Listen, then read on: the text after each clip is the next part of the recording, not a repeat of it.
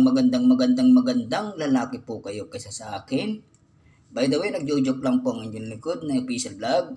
Andito po naman po ang inyong lingkod o si Official Vlog para po magturo ng kunting idea. At ang topic po natin ngayon, yung basic po natin ituturo ko sa inyo para po naman to sa intercom. Okay po, yung pong ibibigay ko sa inyo para po sa intercom, ito po ay ginagamit sa bahay po ng mga residential. Basic lang po ito yung tuturo ko sa inyo. Hindi ko na muna po ituturo sa inyo pag marami ng intercom. Basic lang po muna ito para po ito sa mga electrician, sa mga technician natin dyan sa bahay. Sana po natutunan kayo kahit konti. At ito bibigay ko sa inyo, basic po ang pag-wiring po natin ng intercom. Okay, halimbawa po ang bahay natin ay may second floor. Instead na gumamit kayo ng cellphone or kung wala man kayong data, ngayon ituturo ko sa inyo para na rin po itong bell. Makakamura pa kayo kasi lagi kung naka-wifi po. Ito wala po itong wifi ha. Ngayon ituturo ko sa inyo basic na pag-wiring ng isang intercom.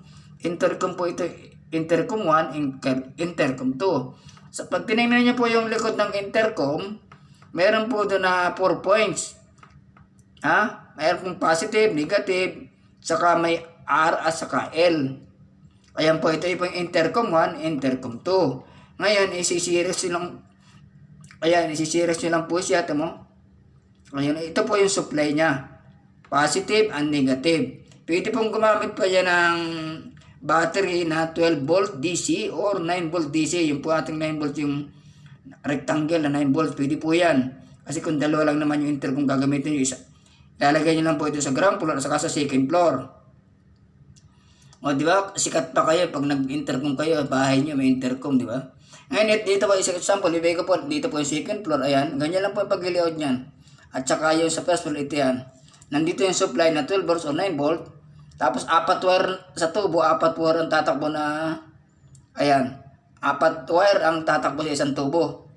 20 mm po yan, or 25 mm na tubo. Okay po. Ayan, intercom B, intercom A. Halimbawa, nandito ako sa baba, tatawagan ko lang si Kulapo, baba ka rito. Di ba sikat naka-intercom ka pa, di ba? Ay, simple lang yung bahay mo. At yung topic po natin ngayon, tinapagkanon sa inyo is kung paano mag-layout ng intercom na basic. Okay po? Ayan po, ha? Yung kulay na gagamitin, bahala na kayo kung anong kulay na gagamitin nyo. Kung gusto nyo nung mayroon kayong cut 6, adi cut 6 gamitin mo. Diba yung cut 6 ito, yun? O yung mga lumang cut 6 nyo. O ay 4 lang naman ang kailangan eh. Dito yung supply, di ba? Ayan. Kung gusto niyo naman po, kayo, kung gusto niyo magdagdag pa hanggang 2 rito or 3, i-parallel niyo lang ng ganyan, no? Di ba? Ayan. Ito yung supply, positive, negative. O, so supply din itong isa. Kasi ito, magkakunik-kunik lang siya. Ganyan ang pag-wiring ng intercom na pinaka-basics. Di ba guys? O sige guys, maraming salamat po guys. Sana po natutunan lang kayo kahit konti. Ito pa ang inyong lingkod. Hindi nagsasawang magturo sa mga baguhan. Para yung konting nalalaman ko po naman dito sa Pilipinas, saka dito sa Gulf country, may share ko lang po sa mga baguhan. Sa mga baguhan lang po, hindi na po ito sa mga matatagal na. Kasi pag matatagal nang nanood nito, may mababas ka pa. Ako lang gusto ko lang po makatulong sa mga baguhan. Okay guys, maraming salamat po guys. Sana po natutukan ng konting basic na binigay ni Official Vlog. Itong intercom na pang simpleng basic.